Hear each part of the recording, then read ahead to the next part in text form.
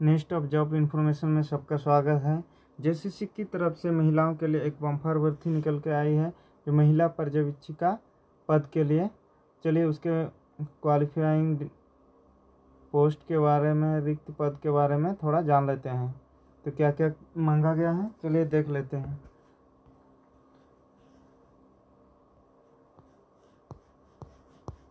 महिला पर्यवेक्षिका प्रतियोगिता परीक्षा 2023, उसका परीक्षा शुल्क है, ऑनलाइन चार्ज है 100 रुपया, जो ओबीसी जनरल कैटेगरी के लिए 100 रुपया रखा गया है। परीक्षा शुल्क में छूट एसटी एससी के लिए 50 रुपया रखा गया है, यानी 50 रुपया, एसटी एससी को 50 रुपया लगेगा। और अदर कैटेगरी के ओबीसी जनरल, अदर स्टेट के वो लोग कितना पे करना होगा, उन लोगों को 100 रुपया का पे करना होगा।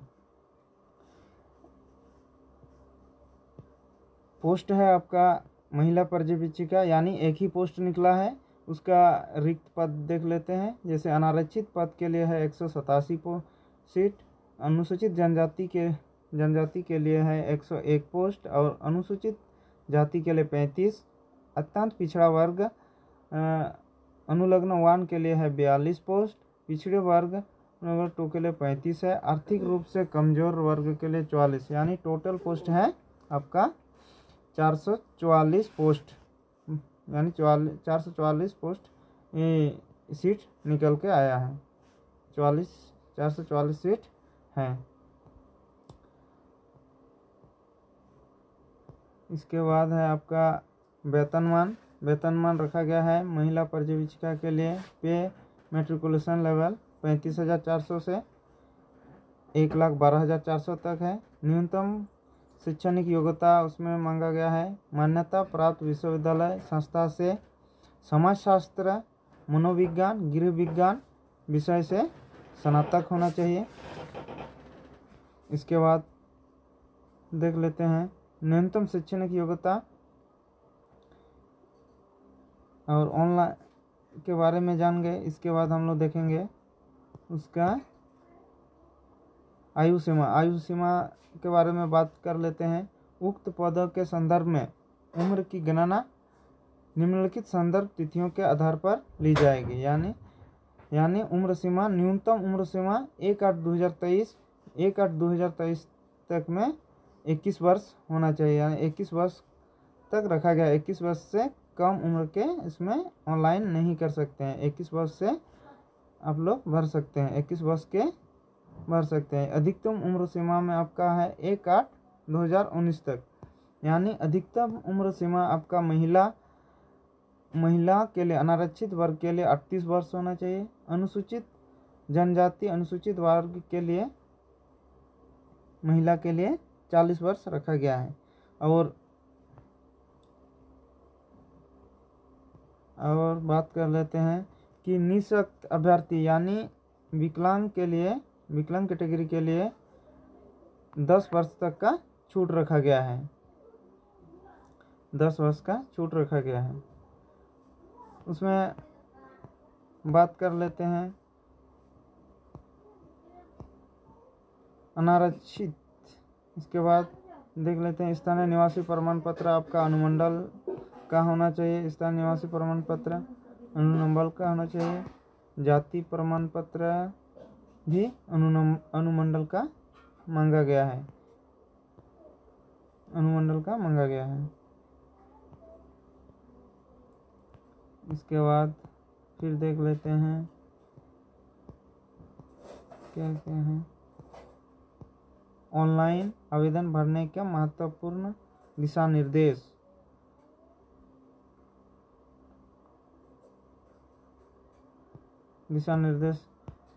दिया हुआ है। इसमें आपका कैसे भरना है, क्या क्या पढ़ना है, मैट्रिक के आधार पर ही होगा, वो सब दिया हुआ है कि मैट्रिक के सर्टिफिकेट के आधार पर नाम और आवेदन पत्र भरे गए। नाम के वर्तनी स्पेलिंग में अंतर नहीं होना चाहिए, यानी मैट्रिक में आपका जैसा है उसी तरह का मेल होना चाहिए।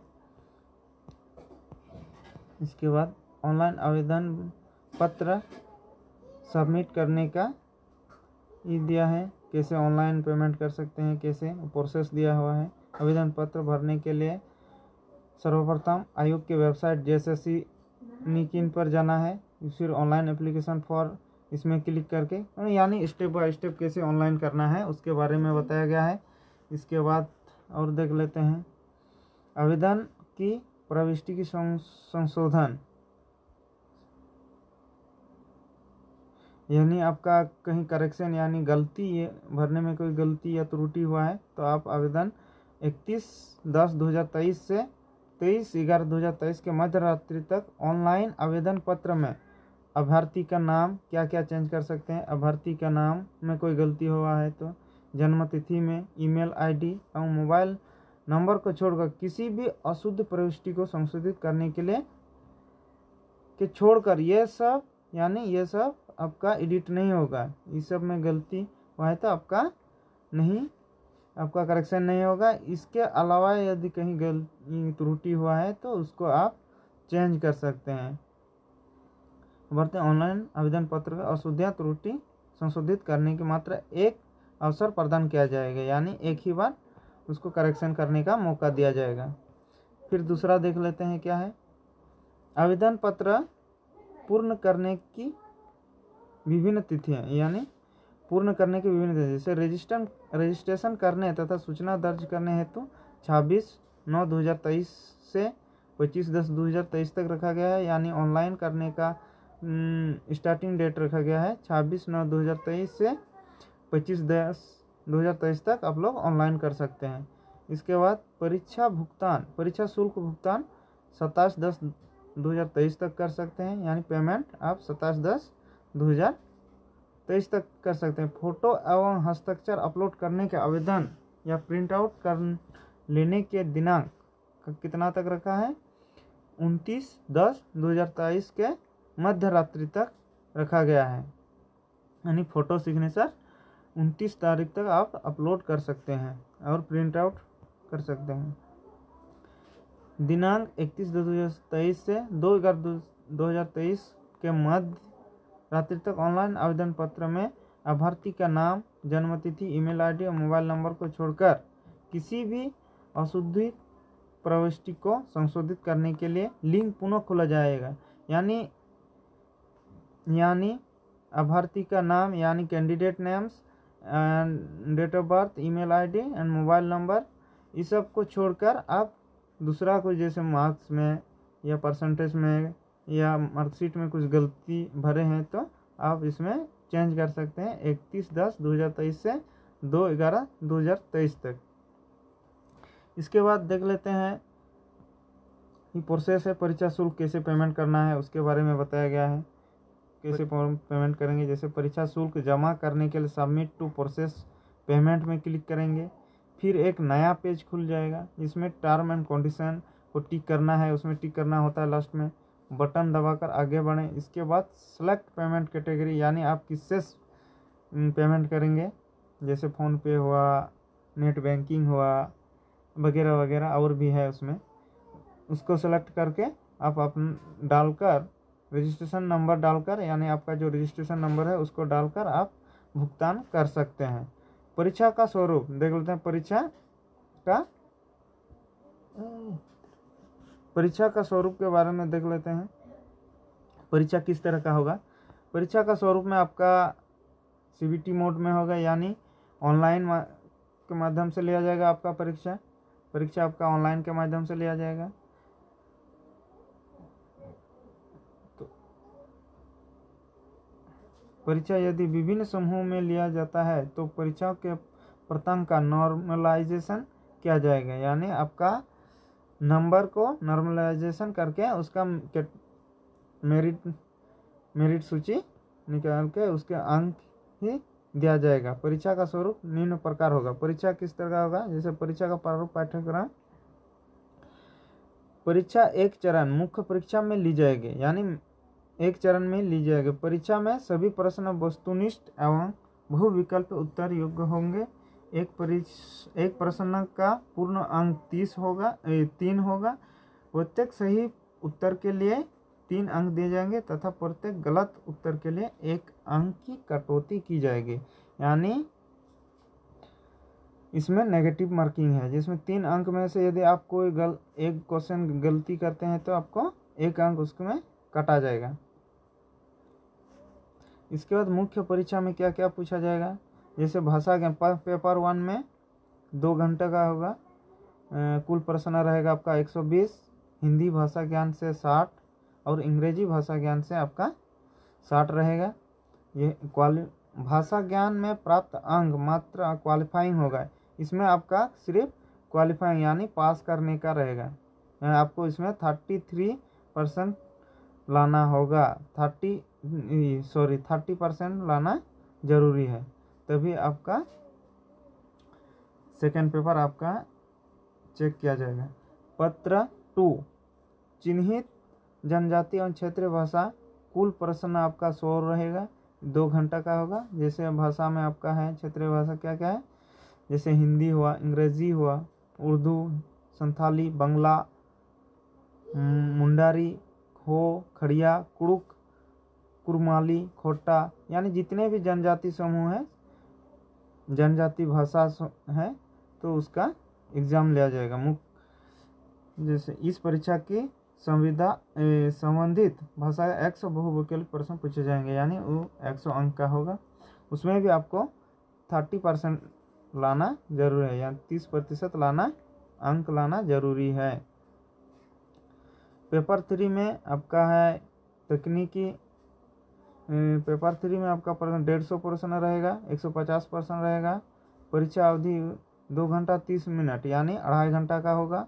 तकनीकी विशिष्ट ज्ञान में विशिष्ट विषय से 100 प्रश्न रहेगा, सामान्य अध्ययन से 20 प्रश्न रहेगा, सामान्य गणित से 20, सामान्य विज्ञान से 10 प्रश्न। इसमें दिया गया है तकनीकी विशिष्ट विषय में 30% अंक लाना जरूरी है, यानी अंकीय विशिष्ट तकनीकी विशिष्ट विषय में इसमें भी आपको 30% अंक लाना जरूरी है। मुख्य परीक्षा का पाठ्यक्रम यानी सिलेबस कैसा है, हिंदी भाषा ज्ञान से आपका उसमें 60 अंक का होगा, 60 प्रश्न का होगा। उसमें आपका 30 प्रश्न रहेगा पैसेज से, 30 प्रश्न रहेगा पैसेज से, और व्याकरण से आपका रहेगा 30 प्रश्न। फिर अंग्रेजी से भी जैसे पैसेज से रहेगा 30 प्रश्न, पैसेज से 30 रहेगा और व्याकरण से 30। प्रश्न दो में हिंदी इंग्लिश संथाली, हिंदी अंग्रेजी संस्कृत उर्दू संथाली, हो, खड़िया, कुड़ुक, कुरमाली, खोटा, नागपुरी, पंचमढ़िया, उड़ीसा में से किसी एक भाषा की परीक्षा विकल्प के आधार पर परीक्षा दे सकते हैं, यानी आपका जो लैंग्वेज है यानी जो भाषा है क्षेत्रीय भाषा है उसका परीक्षा लिया जाएगा। 100 प्रश्न का रहेगा, 2 घंटे का।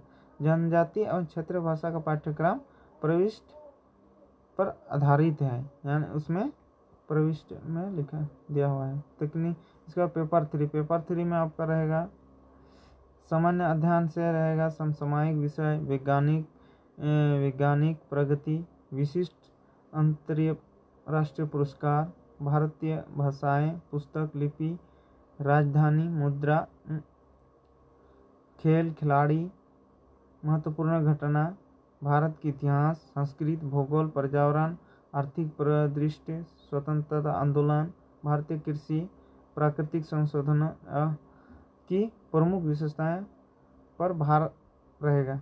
झारखंड राज्य की भौगोलिक स्थिति की सामान्य जानकारी, यही सब से रहेगा प्रश्न 3।